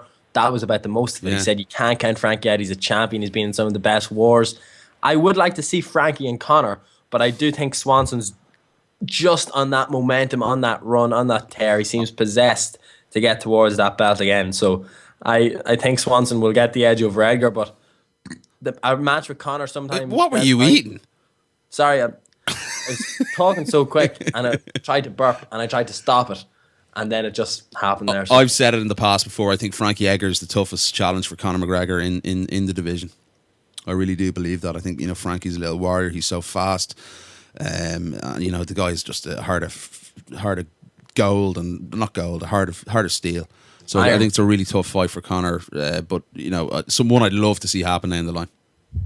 It all depends on when Conor goes up to 155 or if he goes up to 150. There's so many variations. Listen, there's so many things to happen in the future before we get clogged up with all that talk, because it's there's so much happening in the next few months in the featherweight division. But really, really exciting times, McGahon. Really exciting times. I agree. Okay, if you want to get in touch with us, you can hit us up on Gmail, talkingbrawls@gmail.com. I'm on Twitter at Niall McGrath4. He's at Andrew McGahon _ and also I'm on at tbmma.com is the website, and at Talking Brawls is the radio station here. And do check out Joe's new show. Joe is going to be back next Monday with Josh Gross talking about sort of the history of mixed martial arts. It's been really good so far. He's had some great guests on, including Stephen Quadros in the past. It's been really interesting talking about the Japanese MMA scene, etc. So do look out for that one. Also, this evening there's a conference call, so I hope to have the audio for that later on, so do listen out for that. That's going to be electric. A fight I'm really looking forward to, Andrew, is Luke Rockhold versus Michael Bisping in a few weeks' time. You go on to Michael Bisping's Twitter page, for example, and you see that he's still such a fan favourite. Do you know what I mean? He just absolutely... He's the guy that will sell a fight. Do you know what I mean? He'd sell a fight. Michael Bisping could sell himself shadowboxing for 15 minutes in Manchester because people love him that much in the UK. Now, whether he's kind of gone a little bit, I don't want to say soft or colder in the UK recently, maybe because he hasn't fought there in a while. Yeah. I do think a win over Luke Rockhold will re-emerge himself as a bit of a star. It could set up a fight, maybe with Anderson Silva down the line. I do think that fight is going to happen. I think it should have happened. Bisping is he's the gatekeeper of 185. You know, he gets close and then loses a fight. I would like to see him get a shot before he retires, but I suppose I wouldn't put money on it at all. No, I wouldn't. Not at all. But it's going to be interesting to see if Luke said he's going to stand in this fight. He's going to keep the fight standing. I really don't understand why he'd want to do that. I think Luke Rockhold could submit Michael Bisping. That's pretty straightforward. Luke has promised apparently that he's going to keep this fight in the feet. He doesn't want to submit him. He wants to knock him out. I think it's bullshit personally myself, but I think if he does keep it on the feet, he could be in for a few problems with Michael Bisping, because of Michael's great kickboxing ability, and it's just his technique, and he's so disciplined in what he does. In what he does. What the fuck am I saying? Okay, sorry, go on. I don't know. I think Rockhold, where is Bisping training out of these days? Everywhere. Yeah, he's all over the place. He's Rockhold, however, has been King's MMA. He's been down with as well, I think. Rockhold has been embedded in AKA. AKA, yeah. Would have been there for years. Great training partners. Whereas Bisping is in and around. He's TV deals, all of these things. I think towards I'd say Michael Bisping is more leaning towards taking the super fights or going against up and comers. Yeah. He's definitely turning that way very quickly. I picked Luke Rockhold to win the fight. I do. I don't think Luke's going to stand with him. I think it's just bullshit. But if you look and what you said there about Michael, taking the up and comers, the potential super fights, do you not think a fight with him and Silva would be, with all great respect to Michael, that Silva would possibly flatten him? Oh yeah, but who wouldn't want to see it? Let's be honest. The talk, everything. Put that in England. Yeah. Could do a small stadium. It would be put it in Manchester, I should say, and that's UFC's return to prominence in the UK, because the events are coming. Maybe it's the way that the European market's changing, that they think that people are just going to flock for the brand UFC. And it doesn't seem to be happening anymore. Like Stockholm was down 5,000 tickets because it didn't have Alexander Gustafsson on the card. Mm-hmm. Lo and behold, Alexander Gustafsson, shocker, is fighting in Stockholm now in January. The UFC see this. So I wouldn't be surprised, maybe late 2015, UFC, big or mid 2015, UFC go back to Manchester, depending on the EMEA schedule, and then we see Michael Bisping, Anderson Silva. It'd be awesome if it did happen. Absolutely incredible. Okay, moving on. Big interview lined up now. Next, we have the UFC Welterweight champion, Johny Hendricks, join me to talk about, obviously, his upcoming bout on December 8th at UFC 181 against number one contender, Robbie Lawler, in a rematch, which I can't wait for. Definitely another one of the matches of 2014. Definitely a contender for that. So we talk a little bit about the title fight coming up, and also, actually, the comments that Rick Story made, I mentioned that to him as well. I wasn't too happy about it. And obviously about Mike Dolce, and he's going to be walking around a bit lighter. So do check it out, and we'll be back to round up the week. And that's it. Okay. This is Eddie Alvarez, and you're listening to Talking Brawl. Delighted to welcome on a Talkingbrawls MMA.com podcast Johny Hendricks, who goes up against Robbie Lawler at UFC 181 December 6th, and obviously which is an eagerly anticipated rematch. First of all, do appreciate you taking the time out to come on the show. How's all with you, my friend? I'm doing great, man. Yeah, thank you for having me. I'm glad to be on. It's an absolute pleasure and an honour to be speaking with the world welterweight champion. Johny, it's a big rematch. It's been, the first match was one of the best matches of 2014. Obviously, we know you had a bad bicep injury going into the fight, the first fight against Robbie, and then you actually tore the bicep. I think it was in the first round, and you had the fractured shin going into the fight. You know, how's the body now? How's everything healed up? Everything's healed up great. We looked to doctors. Dr. Meister here, that did the surgery. We listened to my therapist. We did everything. You know what I mean? We did everything right. And, it's actually turned out great. I can use the bicep. We were a little worried about it. But it's doing great. It's holding up great. I can't complain about it at all. Yeah. Excellent. And obviously in that fight, the first fight, how frustrating for you was that when the bicep actually tore in the first round, during that fight? It was obviously, did it play in your mind? How did you react to that? Yeah, it played a little bit, just sitting there and you're going, okay, well, one of my tools that could keep him off balance is now ruined. Yeah. You know what I mean? I don't think he realized that until maybe the third round, whenever he came out a little different that third round. The first two rounds, he was worried about everything, because right off the bat, I got him to the cage. I mean, I almost had him take him down with just one arm. Yeah. And whenever my bicep popped, I knew it was trashed at that point.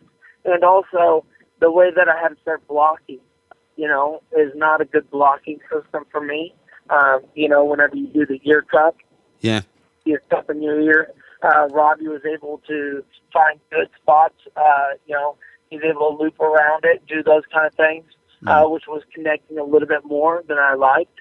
So there's a lot of things that you just sit there and you go, okay, well, that's a good learning tool, even though you're hurt, because you don't know if that's going to happen again. You know what I mean? And so now that I know that I can't do that kind of style of blocking with Robbie. I have to make sure that I do a lot more pairing and those kind of things. So that way, it keeps him off balance. Yeah. And looking back at that, obviously you've had plenty of time now to look back at the fight. And, is there anything that, did it affect your game plan in the fight or during the fight? I know during, I think it was the third round that your corner, I think it was Mark Wayman, sort of potted the mic so the guys wouldn't hear what was going on. But did it affect your game plan? Were you looking to take the fight possibly more to the ground? Yeah, we were thinking that we could soften him up a little bit with my hands, my kicks, and get a takedown. Yeah. Let's see what happens with that. You know what I mean? We're sitting there and it sort of threw my game plan totally off. Like I said, we're sitting there thinking that because it's not that I'm looking for the takedown, but if I see it, my body's going to go for it. Does that make sense? Yeah, and we're sitting there. I was throwing punches and stuff, and it just, my body, it would shoot in sometimes, and I'd get in there, and I'd be like, oh my gosh, what am I doing in this situation? I got to get out of here because, Robbie's a very dangerous person. Even if he's against the cage, we've seen it against a couple of people where, he's been able to finish fights there. So that going through your mind, you're just saying, okay, I can't do this. We have to play it smart. And, and the next thing you know, we're back in it again. And then he catches me with that uppercut and with the hook. And the rest is history. And it was a wonderful fight. Looking back again, you had the injury, you did in the first round, you had the fractured shin going in. I remember a very pivotal moment I thought in the fight was the when you were in the corner just after the fourth round, going into the fifth round. In my eyes, it was 2-2. So the fifth round was decisive. Mark Wayman sort of really G'd you up in the corner during that fourth round when you're going into the fifth. How pivotal a moment was that? And the fact that you could overcome the adversary of the arm and the shin and actually go out and win the 5th round decisively to take that title. That must be a huge psychological advantage going into the rematch. It is. And that's something that's bred into me, through wrestling, through years, training through certain injuries, wrestling through certain injuries. I've been very blessed. The Lord blessed me in many ways. And one of them is being very headstrong, Yeah. And also what got me there too is I remember the GSP fight. Everybody would be like, that's where you lost it, was the 5th round, and I knew I couldn't have that happen again. I knew that I had to go in there. I had to train hard. I had to make sure I did the right stuff, so that way I didn't come back thinking, oh man, I wasn't able to do this. Oh man, I wasn't able to do that. And those are really things that I really tried to focus on, is that right there. Don't lose it again in the 5th round. Do whatever you can to get your hand raised in the 5th, and it ended up working. Definitely. And obviously mentioning GSP there, is that something that you'd like to put right in the future? Either you win in that fight, as did half the mixed martial arts media in the world. Is that something you'd like to happen down the line again? I would. I'm not looking at that fight by all means, but if that fight did happen, yes, I'd like it to happen. If he comes back, yeah, I'd give him a shot. And if he never comes back, like I've been telling everybody, GSP did a lot of great things for this sport. He did a lot of great things for my weight class. You know what I mean? Yeah. For the welterweight class. And, to be able to to say that he has to come back or he needs to come back, that'd be poor decision on my part. I think that you just have to sit there and say, okay, hey, he's done amazing things if he never comes back.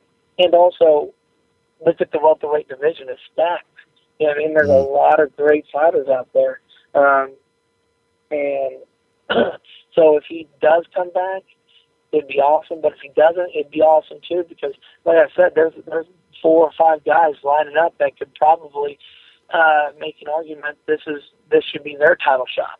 Once I get through them, and if I can, then that would be a great legacy in itself. And having the title now, Johnny, obviously it's been quite a time. Obviously, you've been recouping from the injuries and being champion now. And it's a different set of motivations. I would say it's different from being. I know you're a keen hunter. You're the one who's been hunted these days. How does the mindset change now that you're champion and the division's coming after you and you're not going after them? No, the mindset never changes. And this is what I've learned over competing for years, is that they're always, now that I'm where I'm at, I'm always going to get the best. Does that make sense? Yeah. They're going to want to take something from me. And what I learned through wrestling is whenever I was on top, and everybody's wanting to come after me, I looked at them like they have the title. I got to earn it back. I got to earn it every time. How do I do that? I do it by doing this, and this. And that's really what I've been focusing on, is that right there. Robbie, I have to beat Robbie to be the champion again. I'm not the champion right now. You get to enjoy it for a couple of weeks. You get to do those kind of things, but once you sign that bout, you're no longer the champion. You got to earn it every time, and that's sort of my mindset. And Johnny, you mentioned your college days there, and I believe you were quite, self-admitted. You were quite brash and arrogant as a college athlete back in the day. Do you believe that you lost your last ever college wrestling match? Do you believe that was a blessing in disguise for you? Yeah, it was a blessing, because here's the thing: is that it helped me learn so much. You know what I mean? I hate that I lost it, but you can get complacent. You know what I mean? You're on the top. I won 56 in a row. Didn't get beat. Didn't lose. I had some close matches, but nothing ever scared me that much. And you're sitting there and you're just beating these guys, and you get complacent. You're like, oh yeah, I don't need to do this. Oh, I don't need to do that. And all of a sudden you're going, crap. Somebody sneaks up on you, beats you. And that's what I'm trying to avoid this time. You know, is I'm going in there with the mindset that this is the guy that wants to beat me. This is the guy that needs to beat me, and how do I stop that? How do I prevent that from happening? If by doing this, and this. And Johnny, is there any part of you that you possibly would have liked a different opponent? Because, you know, you fought Robbie in that fight and you beat him. Would you like someone else for your first title defense? You know, there's a part of me that would like to train for somebody new, but there's also a part of me that would like to fight Robbie again healthy. Yeah. You know what I mean? It's like a double-edged sword on that one.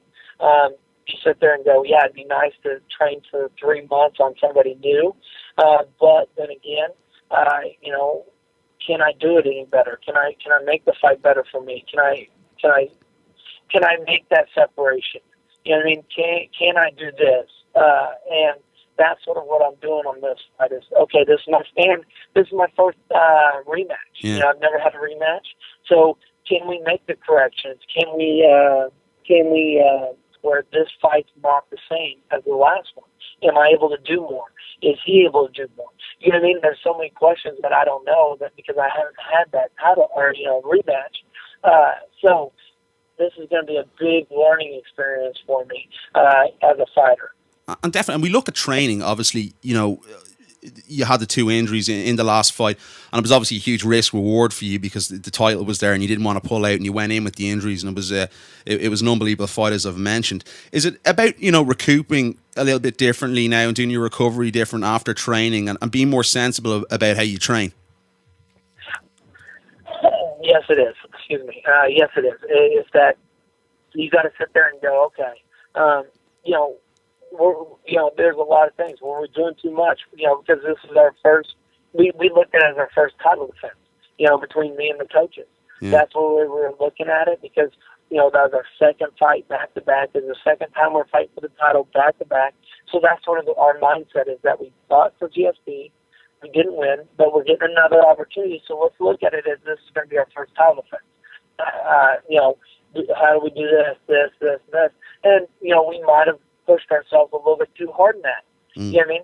Or who knows? Maybe they're just going to go anyways. Maybe good Lord wanted me to learn something. You know, how to grind again. You know, maybe he thinks since I've been got away from wrestling, I forgot what it is to grind, what it is to push through some things. You know what I mean? There's so many questions that really can't answer in that aspect. But did it make the fight more fun? Yes. Did it make it more exciting for the fans? Yes. And so that's really what I focus on is those things right there.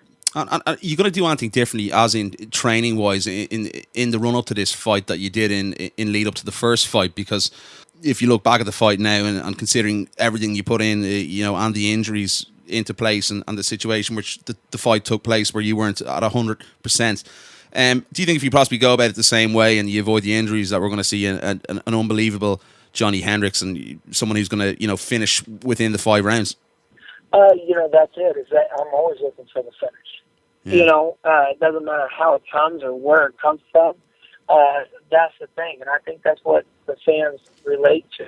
Is that whenever I get in there, and that's also what the fans relate with Robbie Lawler too, is that they don't know if the fight's going to finish. They don't know if it's going to be. You're one punch away from the fight being over. Of course. And I think that's what gets them on the edge of their seats. That gets them excited. Is that they know we're going to go in there, we're going to fight, and we're going to try to get our hand raised.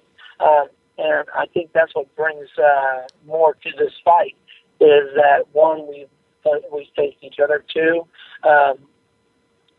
who makes the better adjustments in the next, I think we're 5-6 weeks out now. Yeah. So let's see who can game plan a little bit better. And Mike Dolce, obviously, Mike's a key part of your team there. I believe Mike wants you to walk around at a lighter weight. Yes, he does. He wants me to walk around at like 195. And I walk around, I guess, at around 215. Yeah. And that's something that we're talking about. We're going to try to find a happy medium between the two. Because like I tell people, I do this for fun. Yeah. You know what I mean? But you want it. I know you're a guy who loves hunting and you love eating your own produce and you like a good cheeseburger and a steak. It must be very hard to put all that aside as well. Exactly. And I got 3 kids. You know what I mean? So whenever they're hungry, guess what? It's cheeseburgers. we got to stop and eat because you're just so excited somebody's hungry. So those are things that you got to look at too, is that right there. And so that, like I said, there's a lot of things that go into that. But, I also know that I would like to come in a little bit lighter, you know what I mean? Because it would make things a lot easier. So, we're going to start talking about it. We might come in where I'll walk around at 205 instead of 215, 220. Yeah. 10 pounds lighter. That's 10 pounds I don't have to worry about. You know what I mean? And right now I'm just getting under 200, which is great. This is the quickest I've been under 200. And there's a lot of good things that come from that. Maybe the weight cut, if I'm going to stay at 170 and make it easier on myself, then that's what I need to do. Yeah. Definitely. And how crucial is Mike to you? We've had Mike on the show here a number of times before in the past. Great guy. How crucial is Mike a part of your team? Oh, he's very he's very important. We all so. For example, all my coaches they have a role, right? Everybody has a role. Mine as an athlete is not a question. Yeah.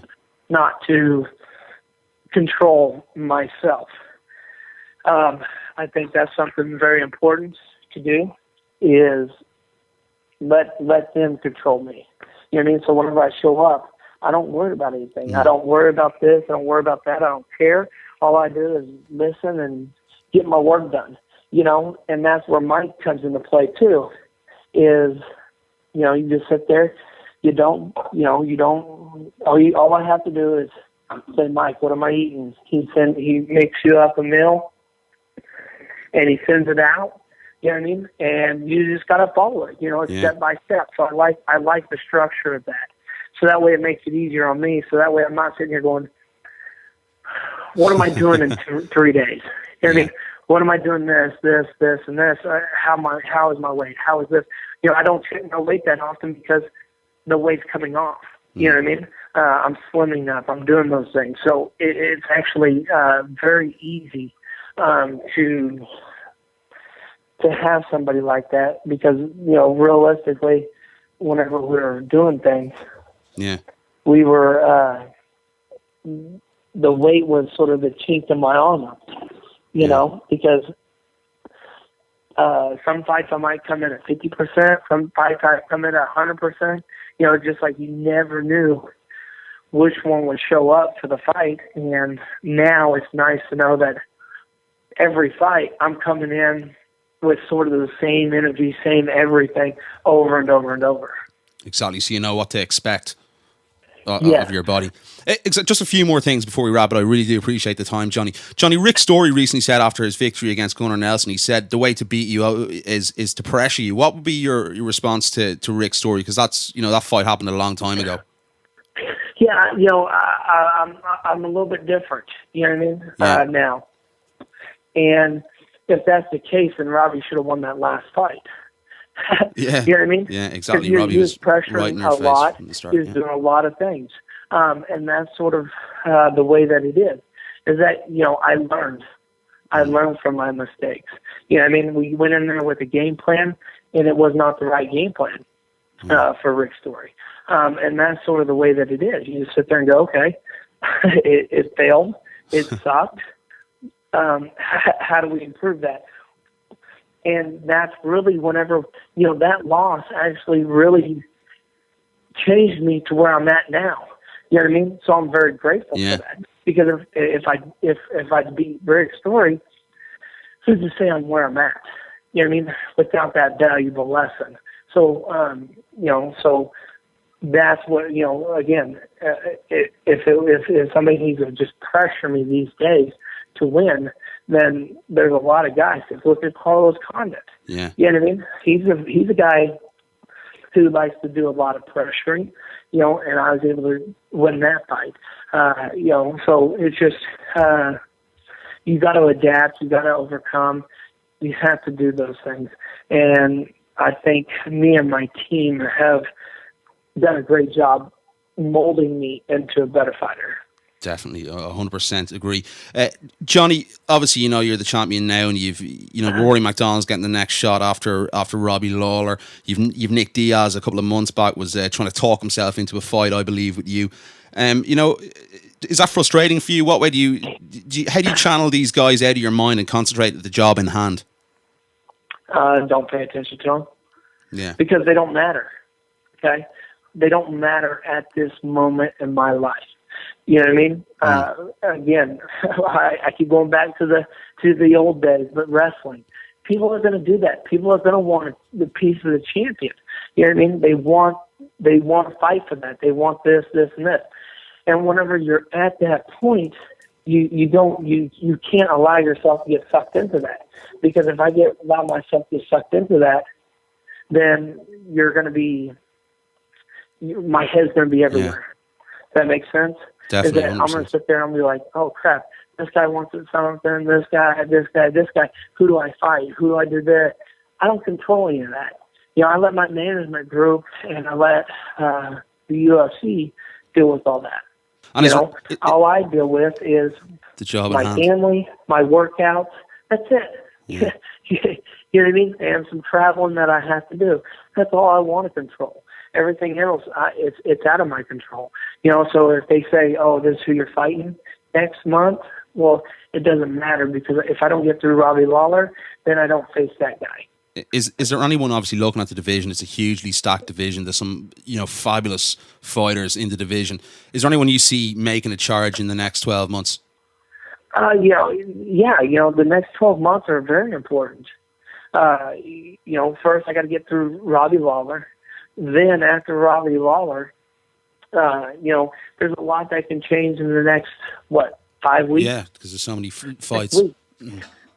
Yeah, there's so many fights. And that's what I'm saying. That's why you can't worry about number 2 through right now. What would you say? I'd say from 2 to 11 right now. Yeah. You really can't focus too much on, because that's a lot of fighters that I'd have to worry about. You know what I mean? And sit there and wrap my head around. Okay, if this guy does this, he could get it. Yeah. And so the best way to really focus on that stuff is just say, hey, let's get through Robbie. Once we get through Robbie, let's spend some time with the family. Let's do those things. Then after we do those things, then we'll really focus on who's next. Does that make sense? And that's really the way that I'm going to continue that. Because like I said, the more you think about that you are the champion, the more you think about this, and this, the more you get wrapped up in your own hype. I want to make sure that I don't control my coaches, that I don't do this and I don't do that, and I don't start trying to coach myself. Don't get me wrong, I like to throw in my own little mixes, but what Mark says is my mixes make my practices harder. You know what I mean? That's good. And that's sort of the way that I want it. I don't like control, and I guess that's from wrestling so many years. You know what I mean? You go in there, you get what you need to get done, and you go home. Definitely. And just one final question before we wrap it up. Obviously, it's a massive fight in December 6th in the Mandalay Bay. What Johnny Big Rig Hendricks are we going to see in this fight? I think even psychological advantages of mentioned going into this fight after the win. What way is this going to play out? What way is this going to play out? Hopefully a little bit different than the last fight. You know what I mean? Hopefully I can go, realistically, like I said before, this fight is huge for my moment in my career, because it's my first rematch. whenever you start holding the title, I'm going to get a couple of those, right? Yeah. 100%. So this is a big step in my career, meaning how do I handle facing somebody and then facing them again? How do we adapt? Are we making the right changes? Are we doing this, this, and this? So with this fight, hopefully we can go in there and set tone that we made the change, that we are able to adapt, that I'm not going in as the same fighter. Does that make sense? Yeah. That's my biggest thing is on this fight is that I go in there, I make my corrections, I'm able to implement those corrections. If we can do that, I see myself winning this fight. You know what I mean? And that's where my head is right now. It's not so much anything else, but make sure I go in there, I get what I need to get done. Me and my coaches, we made the right changes, and I'm able to implement them in the fight. Excellent, Johnny. It's been an absolute pleasure to have you on the show, and an honour to have you on our show here in Ireland. And really do appreciate the time. Anyone you'd like to give a shout out to? Anyone you'd like to thank? Realistically, I'd like to thank you for having me on. It's always a pleasure to get out there and get out to different countries and all that kind of stuff. One, I'd like to visit Ireland. I heard it's a beautiful, beautiful place to go. So I'm sort of excited about that. I'm trying to talk to my wife, and it's just hard to go 8.5 hours with the kids overseas. Exactly, yeah. But that's something that's somewhere I'd like to visit. So, and I'd like to thank all the fans out there. We've seen it in the last couple of weeks. We got to see your guy, Conor McGregor, do something very amazing. You know what I mean? And what's your thoughts of Conor McGregor while you're there? It's not my style, but it seems to work. Does that make sense? Yeah, that does. Definitely. And who am I to say? He shouldn't do that? Does that make sense? Because everybody's different. Everybody needs that different type of motivation. Does that make sense? And if that's what gets him motivated and ready to fight, then keep doing it because it's working for him. And again, now if it didn't work for him, then that'd be a different story. But right now, he's doing amazing things. He's actually doing very good. And who knows where it could end? Definitely, 100%. And Johnny, we'd love to have you out here in Ireland. Anytime, I'll show you around the place here, no problems. Hey, thank you so much, and you have a wonderful day, okay? And that was Big Rig Johny Hendricks. Big thanks to the champ for coming on the show this week. I hope you enjoyed the interview. Obviously, a massive fight coming up. One I'm really, really looking forward to before the end of this year in December 8th from the Mandalay Bay Event Center in Las Vegas. Andrew, welterweight division is absolutely stacked at the moment. Can't wait for that title fight in December. Oh, without a doubt. I think pretty good of Robbie Lawler, to get a quick turnaround, and that he fought Hendricks, fought again, now he's fighting Hendricks. A lot of people did think that could have gone either way. Not too sure how it's going to go through. I honestly think Robbie Lawler could pull it out. I think he may have learnt enough from the last get active. Hendricks had the layoff, had the injury, back training. You never know what's going to happen, and especially with the impending rumour of George St. Pierre's return in the near future. Yeah. Although I think he's going down the Anderson Silva route as well. I don't think he's going to go back for his belt. I know what Anderson throws out different things. He's like, oh no, I don't want the belt. And then he's like, oh, I want the belt. It's my belt. Yeah, Johnny. So, we always hear that Anderson always plays with the media. Yeah. I think George goes down meaningful super fight route and maybe up to 185 for a couple of fights. I don't think, if he does come back, that is, I think the stress and pressure being champion is too much for him, coupled with the fact he had his time at the top. Rory McDonald's now the undisputed number one contender. Let's hopefully, regardless of who wins in the 170 title fight in December, a quick finish or a good technical fight where the winner comes through unscathed. Then we can have Toronto for next year sometime. I think it's March. Rory McDonald and either Hendricks or Lawler. Yeah, definitely. Huge amount. And Johnny mentioned that to me there as well. He talked about the injury, and he believes, obviously he tore his bicep after the first round, that he couldn't implement. He wanted to show more wrestling in the fight, couldn't really implement it. Did get a takedown eventually in the fifth, but he said, he took a lot more shots than he would have expected to take because he couldn't hold that right arm up properly, and he had a fractured shin, I think, going into that fight as well.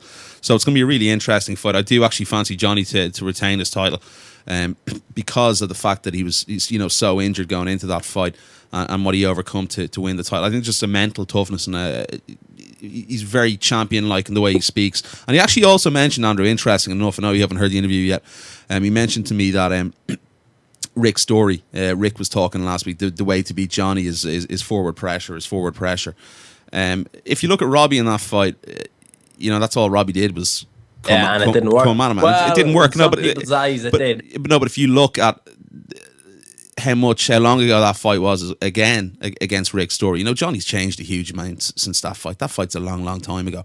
It's I think it was one of Johnny's first fights in his UFC career. I still think though it could be a good selling point for Rick Story.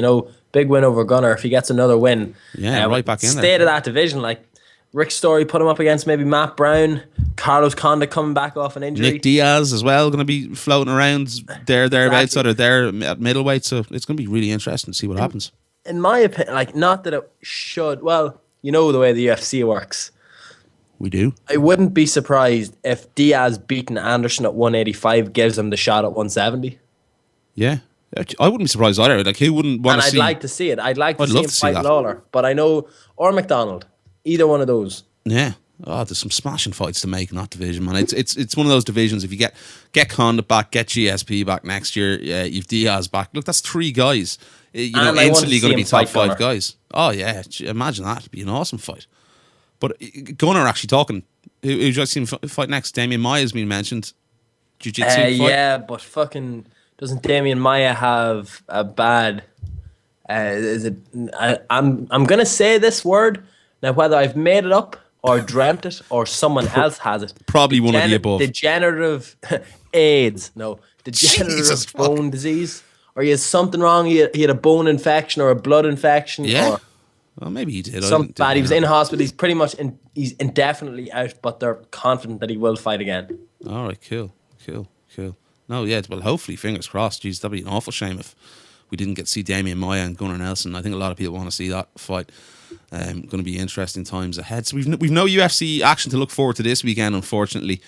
But obviously we have that upcoming Cage Warriors card on Saturday night, so do check that out. You'll get it on Setanta Sports 1, I think it is, in Ireland as well. It'll be on live there. The main card will be on live, and obviously you can catch it on Irish MMA.tv and obviously on MMAjunkie.com. And I believe, who was our newspaper? The Guardian signed Cage Warriors shows. Daily Mail. The Daily Mail online, I think it is, that they're going to be promoting all their coverage. So yeah, good stuff for Cage Warriors. Great to see. So that's going to be some fight. So do check out that fight on Saturday night. Andrew's getting me a bit of a feedback here on the line, but it's fine. We'll work through. You're okay. You're forgiven, Andrew. You're forgiven. You're off to Brazil. I'm going to be nice to you. Yes. Before we wrap up the show. So yeah, obviously if you want to get in contact with us or listen into the show, first of all, you can catch us on. I'm going to be uploading the podcast on YouTube as well. So just another platform for you to listen to the show on. I'm such a nice guy. Stitcher, TuneIn Radio, obviously iTunes, on the Podomatic app, and obviously you can catch it on the website on talkingbrawlsmma.com. And if you want to get in contact with myself or Andrew McGahon, you can catch us on Twitter. I'm at Niall McGrath 4 and he's at Andrew McGahon _. So do hit us up with your comments, and hope you enjoyed the show today. So Andrew, what are you going to be doing in Brazil? Just tell all your hundreds of millions of fans what you're going to be doing in Brazil. Well, speaking of Brazil, I have it up here. Damian Maia, he had osteomyelitis on his right shoulder and had been hospitalized twice since he got out, and now he's been released last week, or this was back in September, and he is on his route back. Things seem to be getting better and clearer. It hasn't been an easy routine, so it looks like he's still taking antibiotics, but they're tablet form and not IV. He was on IVs before. So it's looking like he should be back to the octagon in 2015, if not before the end of this year. Excellent stuff. So that's good news for Damian Maia. But I'm heading over to Brasilia I'm heading over with 15 or 14 other people from Team Torres. You're going to Brasilia? Yeah. I thought you were going to Rio, no? No, unfortunately not. It's definitely a place that I want to go to someday. There's a great place called Connection Rio, which you pretty much pay for your membership and accommodation, and it's just guys that are doing the same thing, heading over to Brazil to train in Gordo's Jiu-Jitsu. But we're going over to the headquarters of my coach, so we're going to his original gym. It's a guy called Alessandro Charuto, and it's apparently I'm going to come back with cauliflower ears. Excellent. Well, worse cauliflower ears, and not going to enjoy it that much. But I saw the places where I'm staying. I'm looking forward, because a couple of tournaments now before the end of the year, and a great preparation for the Europeans in Lisbon. But I'm getting slowly more annoyed with the UFC, Niall. You know, I sent them my schedule. You know, I sent them my jiu-jitsu tournaments, yet they keep putting events on that counteract this. Right? January Andrew is going to be the worst. Well, not the worst month in my life. It's going to be a great month. Boston for Conor. Sweden. Come back on the 20th, I think it is, of January. Fly out to Portugal the next day for the European Championships. Compete on the Wednesday or Thursday, and then fly direct from Portugal to Stockholm for the UFC that weekend. Oh, poor Andrew. That will be pretty tough. But imagine how cool that'll be, right? Yeah. Heading from Boston, win a European Championship, and be like, sorry lads, can't stay for the weekend. Have some business to attend to in Stockholm. You know what I mean? But I wouldn't be surprised to see Cahill fighting on the Boston card. I know he's really pushing for it. Yeah, definitely. And from that, again, I wouldn't be surprised to see maybe an Irishman or two, or an Irish lady, fighting in Stockholm as well. So we'll see what happens. I know the UFC are planning on putting on a pretty big event for Stockholm. Yeah. If it's my money... Has to be. It's on Fox Sports 1 in the States. Yeah, if it's my money... Oh, I think it's on Big Fox. Or Big Fox, yeah, maybe Big Fox, sorry. If it's my bet, if it's my money, I think it's not going to be in the Ericsson Globe. It's going to be in a small stadium. I think UFC 2015 is going to be the year of the stadium, but we'll see how that pans out. Yeah, it's going to be interesting. I can't wait for that fight, Alexander Gustafsson versus Rashad Evans, which is most likely to be headlining that card. So going to be an absolute barn. 2015 is fast approaching us, and I cannot fucking wait. It's going to be absolutely insane. Andrew McGahon, as always, it's been a pleasure. Thank you very much, Niall. And Andrew, would you like anything back from Brazil? Just a warning. My Twitter page is just going to be full of pictures of acai for the next 2 weeks. That's all. Wow. You fucker. I don't want to see any of your stupid Snapchats now from Brazil. I'll get quite irritated because this weather here isn't exactly very sunny out at the moment. Today was definitely the turn. Winter is here. Yeah. I had to get up this morning. I made a silly mistake last night. I came in from work at about 5 a.m, and one of my windows was slightly open. And then when I woke up this morning, you know when you were younger and you just didn't want to get out of bed? Yep. Well, I suppose it's not linked to being young, but the room was absolutely Baltic. I had to get out and get up and go to training this morning. Cold, rainy, dark this morning in Ireland's capital. Not very nice place to be when it's winter time. But Andrew, it's not going to last forever. You're off to Brazil in next week, so do enjoy it. And if I can't get a hold of you, I'm going to do a podcast next week. I just want to know, Niall, if you get the ransom letter, will you pay it? No, damn right. All right. No chance I'm paying because, that. I hear the favelas are rough. I know Conor was in. I might ask Conor how the favelas went from the other day, because I'm going to go explore and find a local. Big thanks as always to our guest today on the show. Big thanks to Mike Kogan for stopping by, and also big thanks to Johny Big Rig Hendricks, the UFC welterweight champion. Big honour to have Johnny on the show today, so do appreciate the time, and you guys obviously as all for listening. So safe trip to Andrew, and I'll be back next week. Andrew, anyway, we'll try and get Andrew on an internet connection if you're available. If not, I've already a lineup replacement coming on the show. So Andrew, we'll try and work out something. No problem. You can give me the week's holidays, I don't mind. Cool, we'll sort out something anyway. So from Niall McGrath Andrew McGahon, it's good luck and good night.